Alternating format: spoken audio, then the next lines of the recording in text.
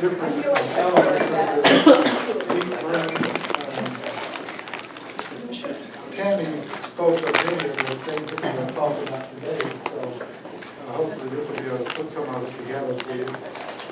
The objectives here are, we're going to go through these different areas. The basal ganglia, then on through the internal capsule, then through the thalamus, the hypothalamus, and pituitary, all in a short time. The basal ganglia consists of several discrete nuclear groups that are located in the central part of the brain, the deepest part of the central part of the brain. I mentioned the other day that pyramidal shaped neurons form the corticospinal tract as a movement tract. The basal ganglia are, as you already know, are responsible for elements of movement. So whenever you talk about something that's not corticospinal tract, it's considered extrapyramidal or extrapyramidal.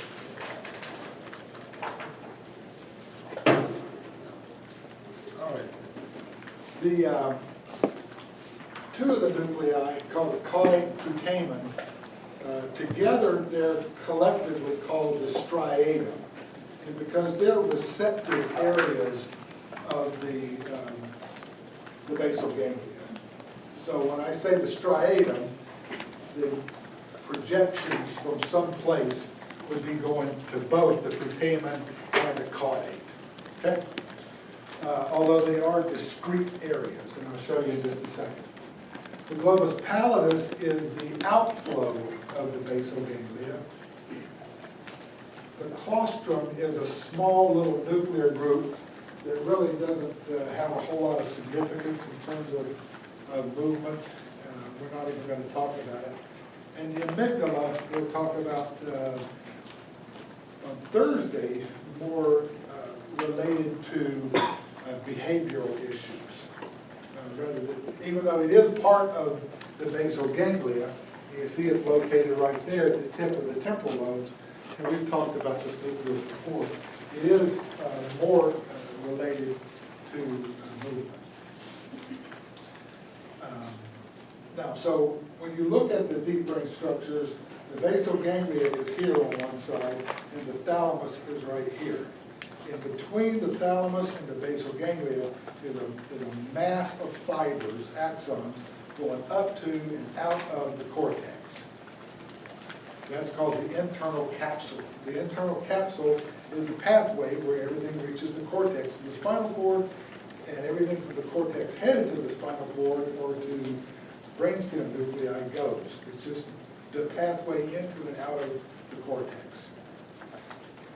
One thing that you need to keep in mind, a relationship you need to keep in mind, is that wherever you look at a cross-section of the brain, the lateral ventricles, you can see the lateral ventricles, the lateral walls of the lateral ventricle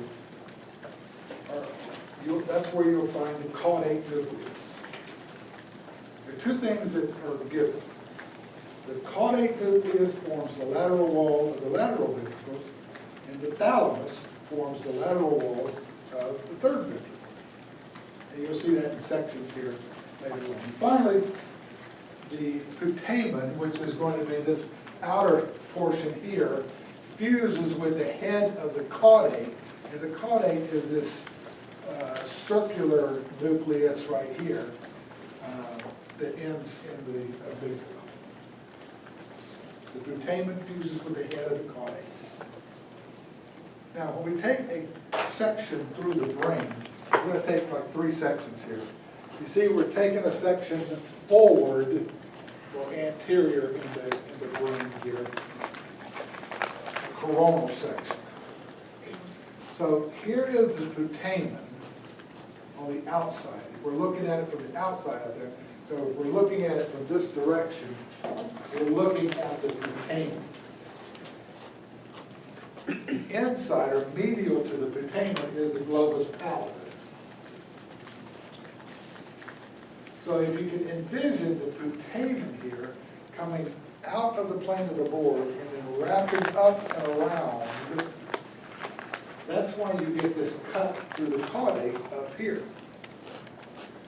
See, the putamen is wrapped up and around, and the caudate is wrapped up and around, so you get that section through it up there.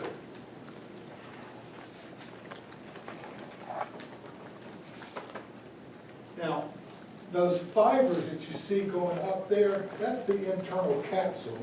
If you're forward, you can see the internal capsule right here, that white matter right there. Anteriorly, the internal capsule divides or separates or runs between the putamen and globus pallidus and the caudate. There you go right there.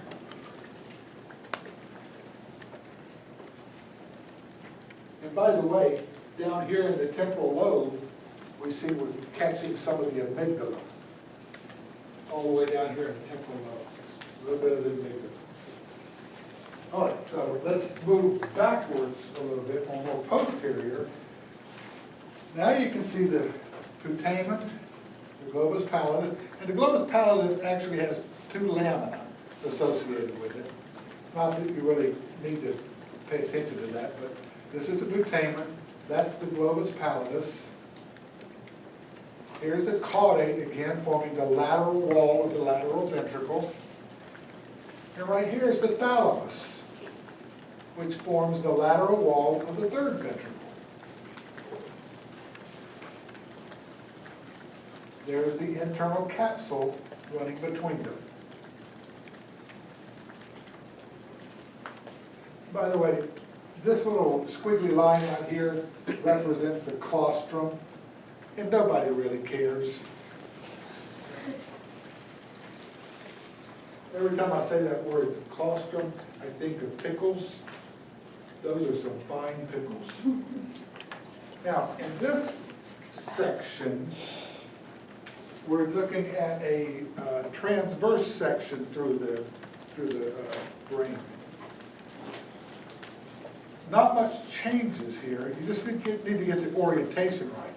We're looking at it from the outside. You're still seeing the putamen on the outside. The inside of that is the globus pallidus. Remember that the caudate would have come up like that. So you're catching it in cross-section here. You're also catching it in cross-section back here. Look at that, there's the lateral ventricle, the posterior part of it right there. So you're catching the caudate up here and back here. And it maintains that orientation on the lateral ventricle throughout. Here's the thalamus right there. And if you look between the putamen globus pallidus and the thalamus and the caudate, it puts it together. All of that is internal capsule. The internal capsule actually is a V-shaped structure on both sides. It's like that. V-shaped on both sides.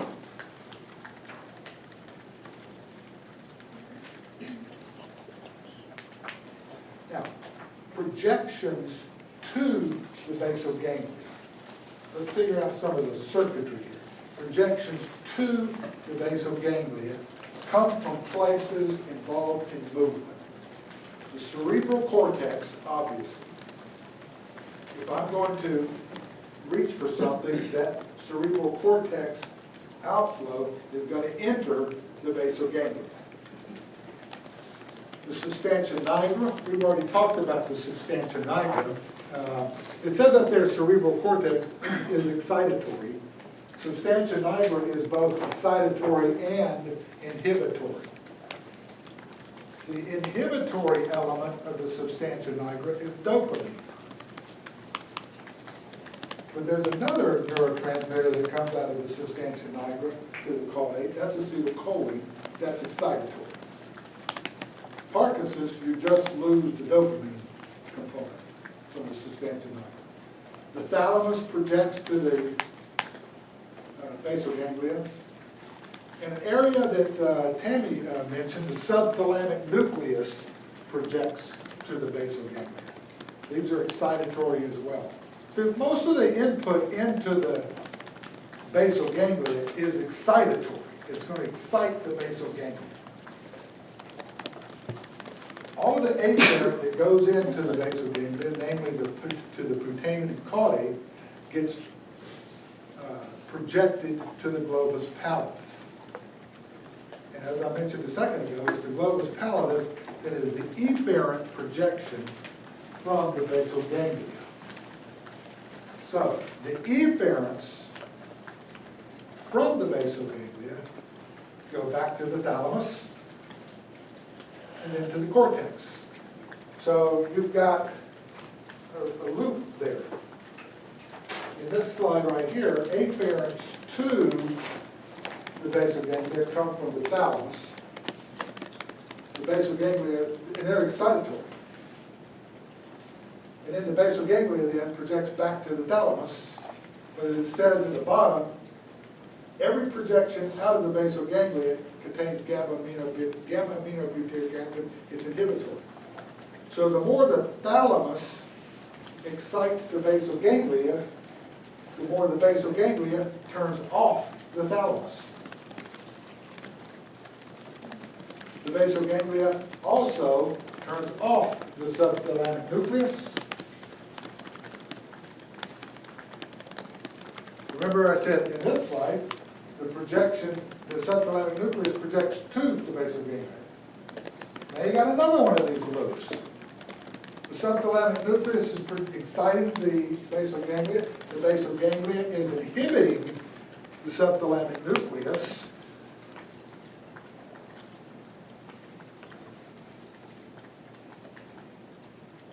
Finally, the red nucleus. The red nucleus is in the mesencephalon. The red nucleus, I mentioned the rubrospinal tract. And what it does is that it facilitates flexors. So here's something here let's talk about for just a second. If this is the brainstem right here. Here's the red nucleus. Here are the four vestibular nuclei. The red nucleus facilitates flexors. Flexors. So I'm going to put flexors. The vestibular nucleus, it facilitates extensors, or if you think of it more in terms of anti-gravity muscles. Because, that's what the vestibular nucleus does. It keeps you upright, right? So, we know the vestibular nucleus is located down here in the pons and the medulla. This is in the mesencephalon.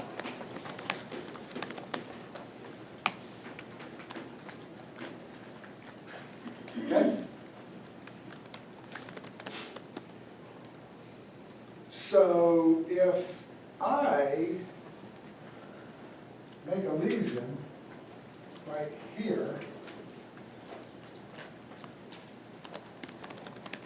then there's nothing to control this. Remember, the GABA is inhibiting the red nucleus. If I lose the inhibition to the red nucleus, what's going to happen? I'm going to have uncontrolled flexion. That's what we described the other day as decorticate posturing. A deep brain nucleus lesion or interruption of the descending pathway to the red nucleus will cause decorticate posturing. Okay, so here we go with another lesion. We're going to put the lesion through here.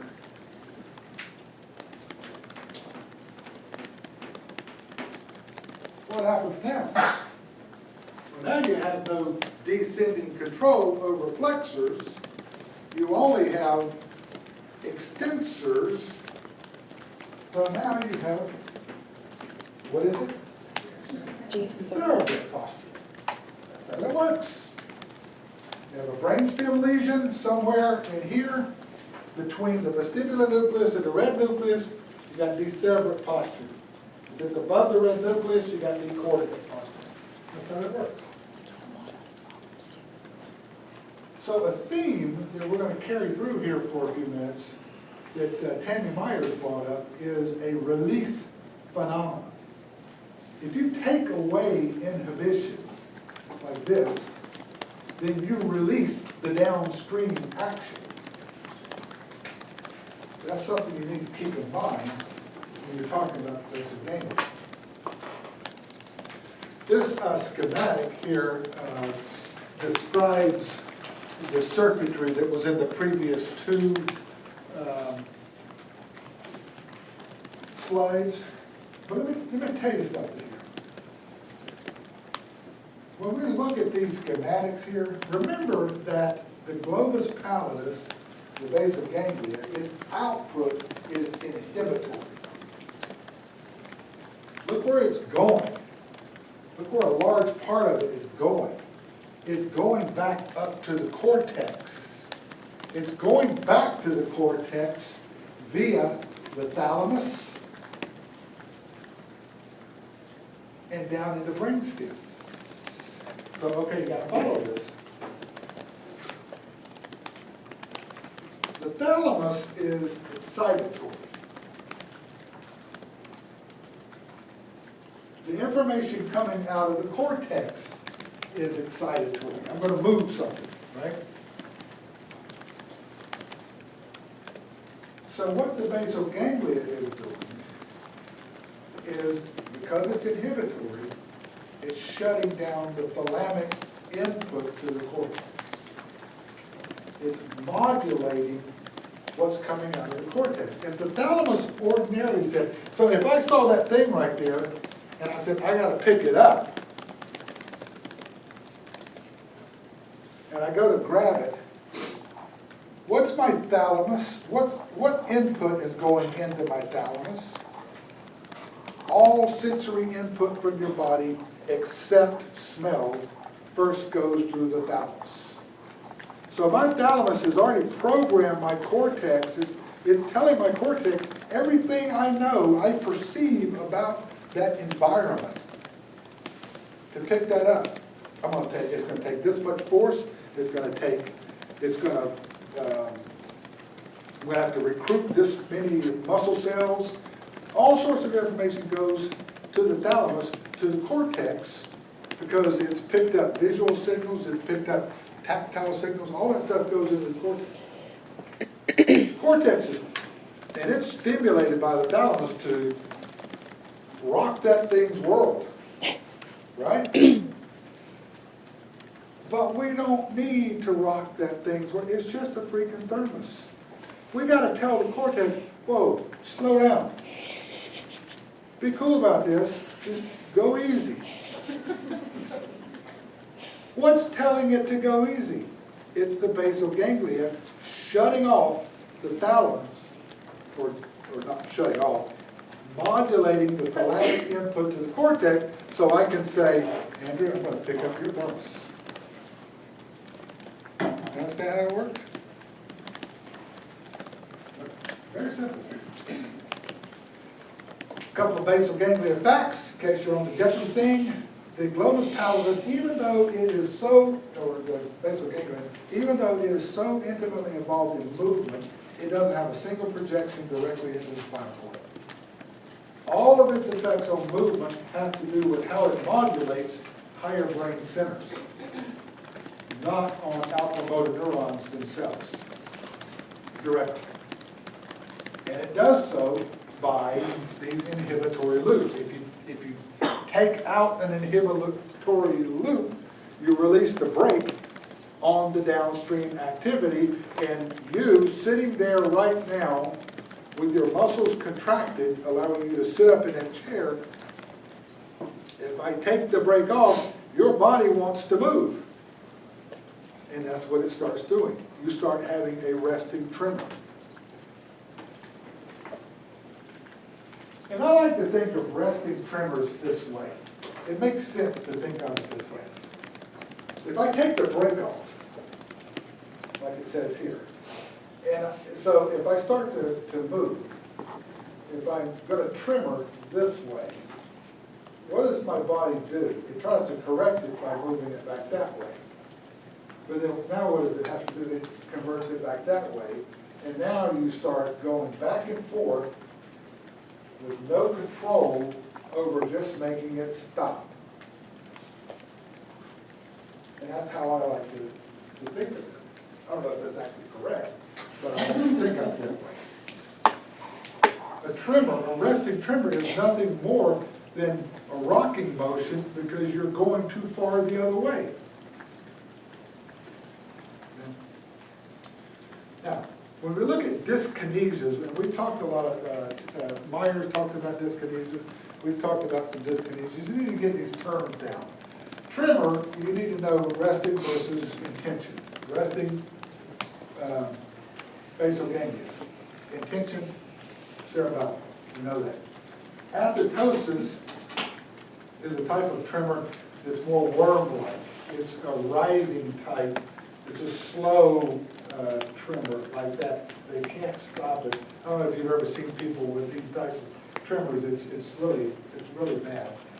They're bradykinesias, so that once a lot of these flailing type choreiform movements progress further with more neuron loss, they go more from a quick jerky action to more of a worm-like movement.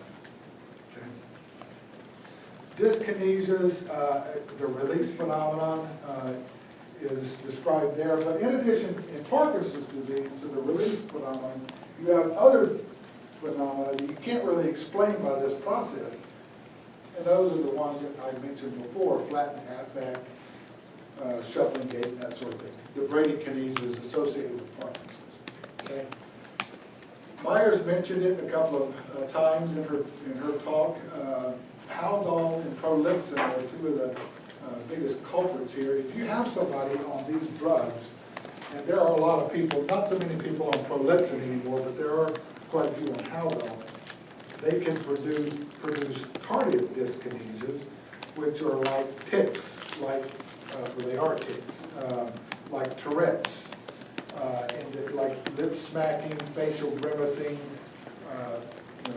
weird things, mostly of the head and neck.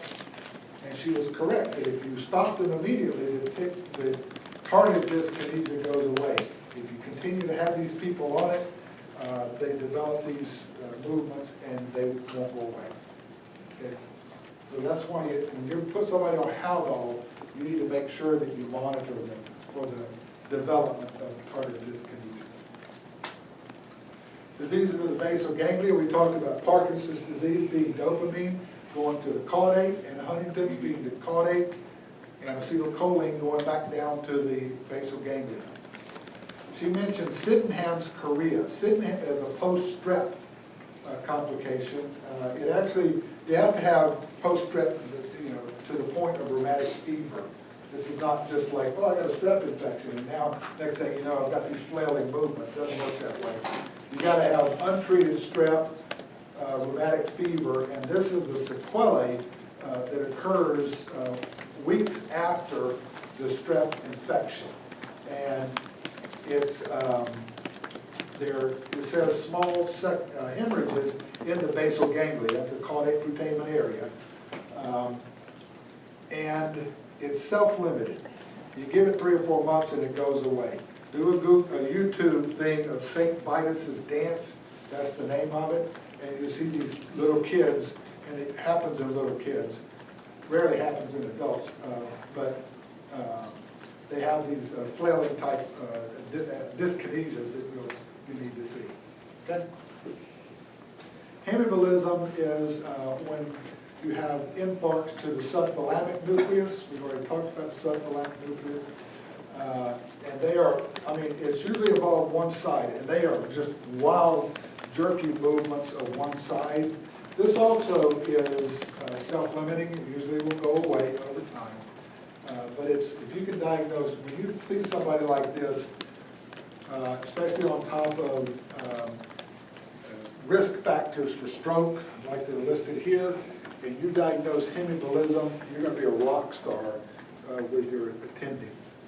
Wilson's disease, we've talked about 9,000 times as a problem with copper metabolism, the buildup of toxic levels of copper in the system to the point of having these Kaiser-Fleischer rings. I think I've mentioned those before. It also causes degeneration of the lenticular nucleus.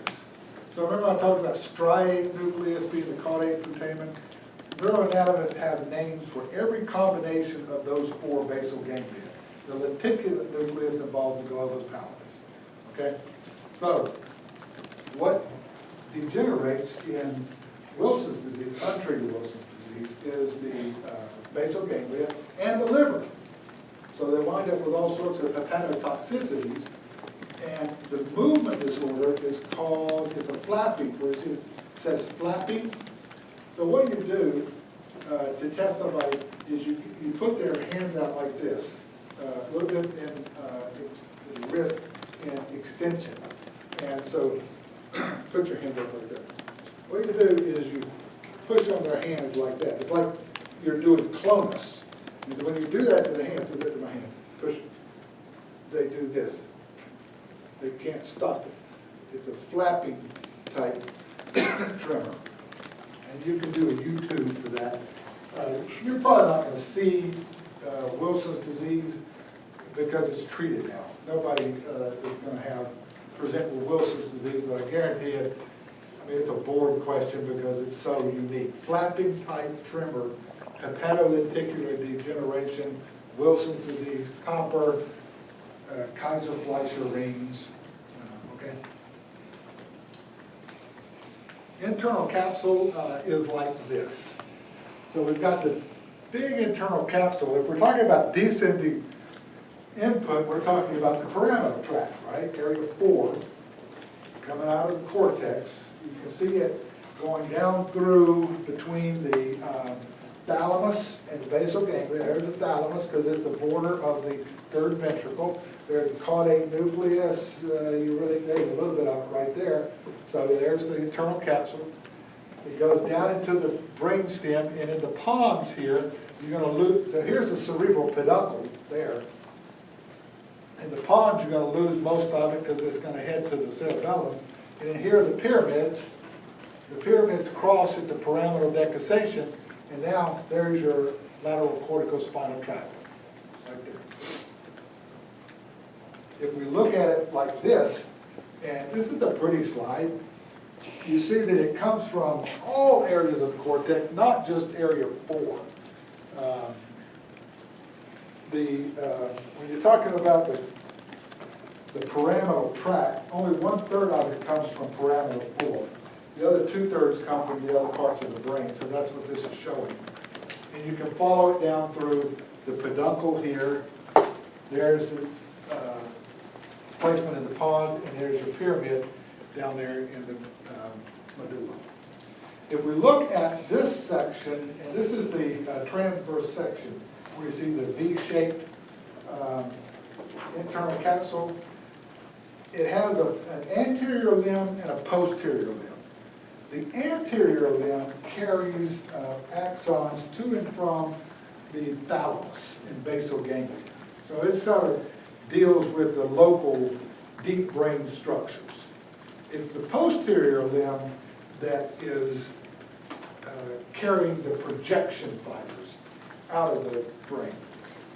And if you look here, face, arms, and legs in capital letters in the posterior limb represent the motor, the descending motor input, the corticospinal tract. The back part of the posterior limb here is in face, arms, and legs again, but here is where you're going to find the VPL and the VPM projections to the sensory cortex from the thalamus. Right? So the thalamus is going to project to post-central gyrus. So that's sensory. We're talking sensory here. The VPL is from your neck down. the VPM is from your face, the trigeminal nerve. So if I were to say, okay, where is this touch to the face carried over, or where are those fibers, once they leave the thalamus, where are they in the internal capsule? You would say, well, they're right there. They're very precise. That little group of fibers is going to be carrying sensation from your face versus your arm versus your legs. Why is this important? Because here's your basilar artery, posterior cerebral, there's your middle cerebral right there, there's the big, that's your internal carotid, there's the middle cerebral right there. Off of the middle cerebral artery are these tiny, tiny, tiny little arteries called, collectively, call them striate arteries. S-T-R-I-A-T-E, striate arteries. They have all sorts of names here. But if you just collectively call them striate arteries, these are the little arteries that are going to supply the deep brain structures, including the internal capsule. You can see them also in this illustration here. They're coming off of the middle cerebral and they're supplying the deep brain structures. Well, here's the thing. You know, back in physiology, if you take the tube and it's this big in diameter, and then you put a fluid through it, and then right here you decrease the diameter by half, the pressure inside that tube goes up by a factor of 4, to the fourth power. Not a factor of 4, to the fourth power. Then you decrease the diameter again, goes up again, x to the fourth. So when you've got the blood pressure coming out of your aorta right here at 120 millimeters of mercury, and you decrease the diameter of the aorta from that to the common carotid, to the internal carotid, to the middle cerebral, to the striate artery, the pressure inside those dudes is about 9 billion millimeters of mercury. And then you throw on hypertension on top of that, what do you think is going to give? It's not the middle cerebral artery, it's that little bitch right there. Okay? And because that little artery goes to that little space, you're only going to lose sensation to the leg, or motor to the face, or motor to the arm, or sensation to the leg. You're not going to lose both motor and sensory, like if you were to blow the middle cerebral artery.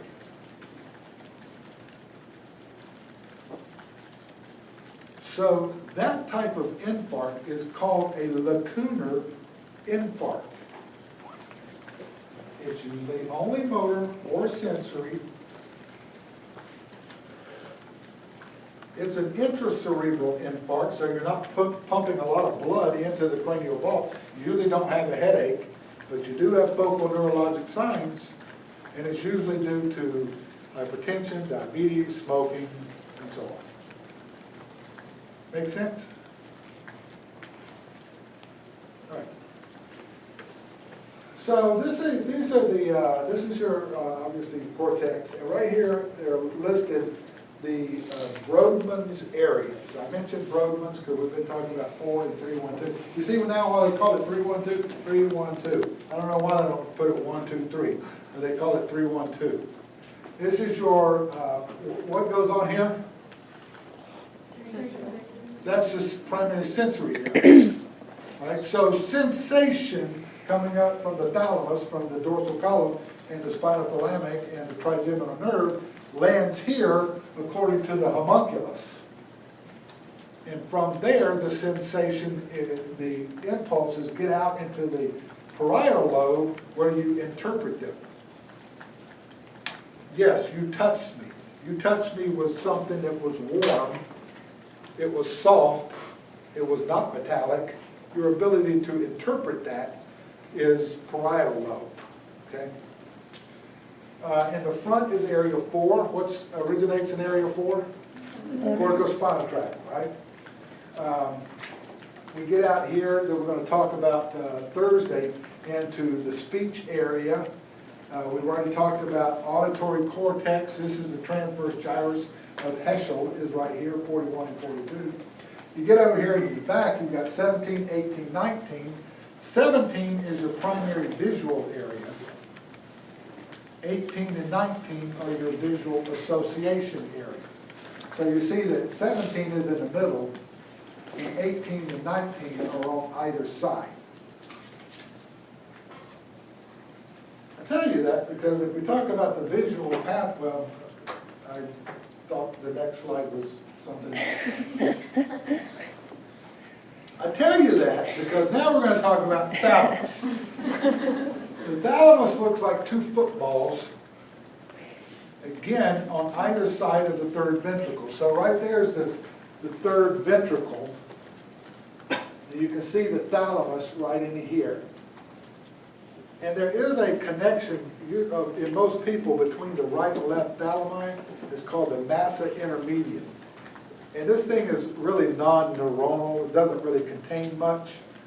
The thalami are really two distinct things. But they look like footballs. And there's the massa intermediate right there. Okay? On the lateral walls of the third ventricle.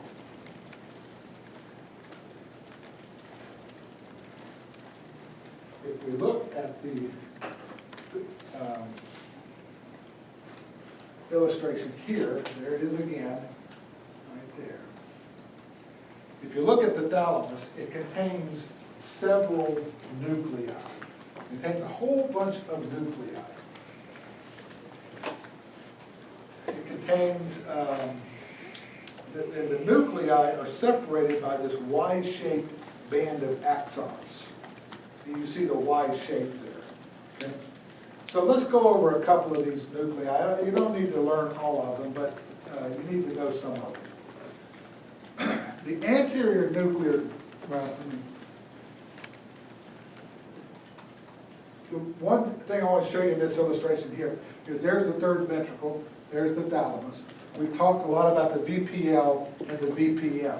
If you see in this illustration here, they've got the VPL on the outside and the VPM characterized by that little oval there, but it's on the inside of the ventral posterior medial versus lateral nuclear group. This thing right here will help you determine what goes with what.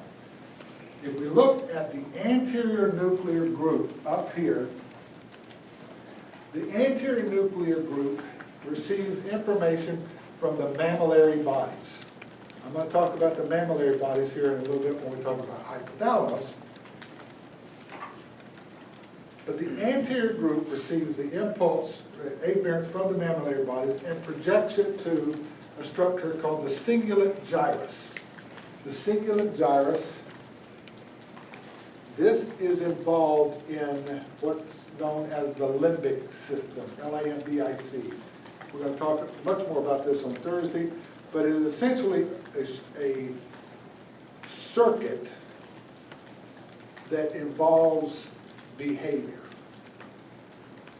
Okay, just leave it at that right now. The dorsal group right here, you see right there where it says amygdala and the temporal neocortex. We talked about the amygdala. Remember in anatomy I talked about, the middle cranial fossa, you squash your amygdala and you want to like have oral sex with everything, animate, inanimate, doesn't matter. You want to mount something. So there's definitely some behavior issues going on with the amygdala, right? The temporal cortex is there too because a lot of your memories and stuff are in the temporal cortex. You'll see where it projects to. It projects to the prefrontal cortex. Remember we were talking about the prefrontal lobotomy? It takes an aggressive person and makes them docile the other day. You can achieve the same thing by lesioning the dorsal nucleus. As a matter of fact, when you do a prefrontal lobotomy, the dorsal nucleus will die. So it's involved in, again, behavior. We know that VPL receives input from the dorsal column medial lemniscus pathway and the spinothalamic pathway and projects to area 312. We know that the VPM is a trigeminothalamic relay. It too projects to area 312. You know where the face is on the homunculus, right?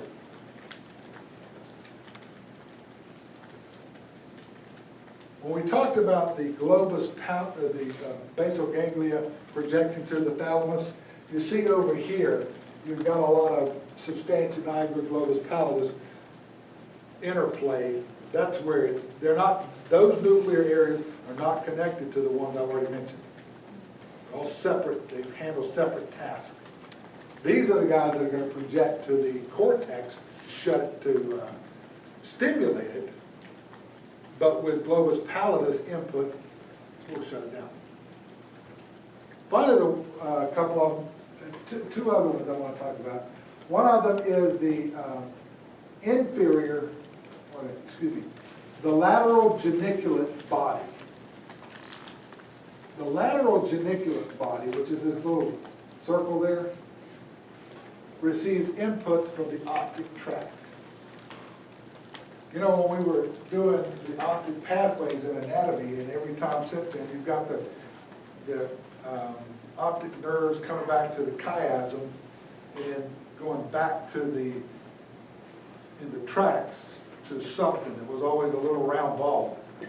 That little round ball is the lateral geniculate nucleus of the thalamus. Where it's going to project to is the primary visual cortex, which is what I said a few seconds ago, is area 17.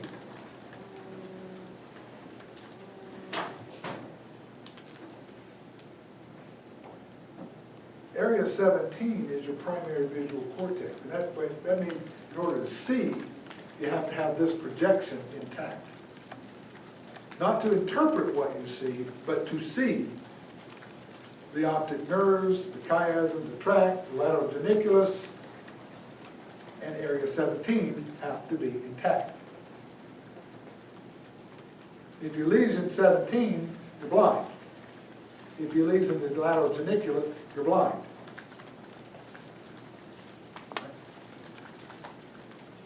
Then next to it is tucked up underneath there is the medial geniculate body. The medial geniculate body receives its input from the auditory pathways. If you go back to the cochlear nerve when we were doing brainstem, you have inferior colliculus. Remember, the superior colliculus is the vision. Inferior colliculus is hearing. Those project to the medial geniculate body. From there, they project to the transverse gyrosymphysial, which I just showed you on that previous slide, was area 41.2. But because there's so much crossover, right to left, you're not going to, if you lesion the medial geniculate nucleus, you won't be deaf, because the other side will take care of it. Okay? So those are the ones I want you to know. These illustrations here, if you just follow the colors, it's color-coded. The whole thing is color-coded. So if you just follow the colors, you'll be in good shape. Okay? There's 17, 18, and 19 are stippled. 312, 4. Understand that 4, the motor cortex, is in the frontal lobe. The sensory cortex is in the parietal lobe. Because between the two is the central sulcus. The central sulcus divides the primary motor strip and the primary sensory strip. I think I've said that 48 times. Looking at visual pathways, this is what I described earlier. Tract, chiasm, optic nerve, chiasm, tract, there's the lateral geniculate. And then from there, this is called the optic radiations. And they synapse into area 17. Now, when you're talking about the visual pathways, there are a couple of things you need to appreciate. The lateral geniculate nucleus there that's the lateral geniculate nucleus. It actually has it actually has 6 lamina. Remember that if we are looking over here, you're going to do that nasal retina and that temporal retina.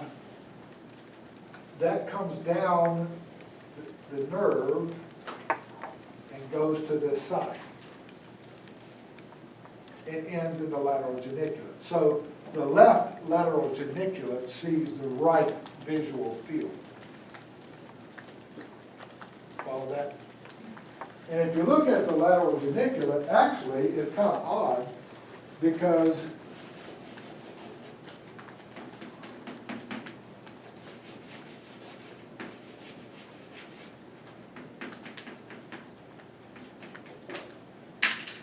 different lamina receive the input from the other side. And if you're looking at a specific point, like if this is my 140-degree arc of being able to see, if I pick a point right there at 150 degrees and follow it through my retina down the tract into the lateral geniculate, 150 degrees, the solid are the crossing fibers, the stippled are the ipsilateral fibers. You can follow that 150 degrees all the way through there. So the neurons in that column are activated by something in that particular point in space. It's very site specific, location specific. And it sends that information, that very location specific information, back to the cortex. And the cortex is arranged in columns. If this is the primary visual cortex here, below the calcarine fissure, it sees the superior visual fields. Above the calcarine fissure, which is this thing right here, above the calcarine fissure, it sees the lower visual fields. That's why they always represent a person, once they get back to here, as being upside down. That's how the information gets to your brain. Your image is projected upside down on your cortex. You don't look upside down, but that's how your cortex sees it. That's not how it processes it, but that's how it sees it. Okay? And, more specifically, places in the up or down stimulate the nerves in columns. So there'd be like 1,000 neurons right here. If I shine the bright light right up there, there'll be 1,000 neurons that react here in this column. If I shine a blue light down there, there'll be 1,000 neurons that will light up in that column. These things are called cortical columns. Every point in space is represented on these, in this primary visual area. It's very, very specific. And that information, once these nerves are excited, it sends the information up into the areas 18 and 19 for interpretation. Oh, it's a blue light. Oh, it's my grandmother. Oh, so you recognize in 18 and 19. You see in 17. Okay? Take a break, then we'll come back.